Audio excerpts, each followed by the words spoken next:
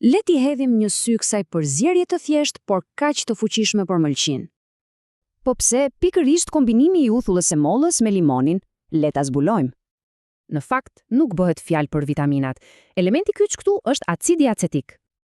Ky acid ndihmon insulinën të punojë më mirë, duke mbajtur sheqerin nën kontroll. Dhe kur insulina funksionon siç duhet, parandalohet depozitimi i yndyrës, sidomos në mëlçi.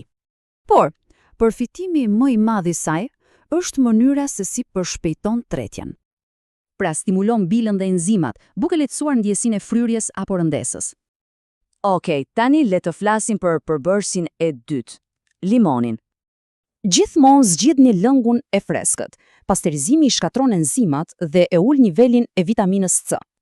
Vitamina C është një super antioksidant dhe mëlçia ka shumë nevojë për të.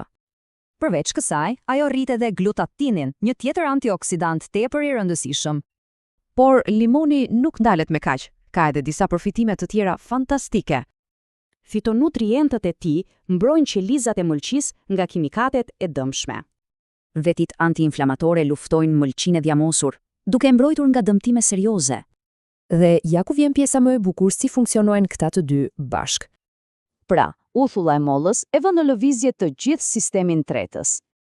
Ndërkohë, limoni fokusohet te mëlçia, duke mbrojtur dhe qetësuar atë. Po si përgatitet kjo pije? Është shumë e thjeshtë.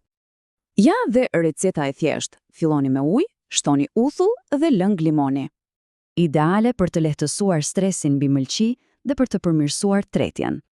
Pra mundet që dy përbërës kaq të thjeshtë të kenë një ndikim kaq të madh?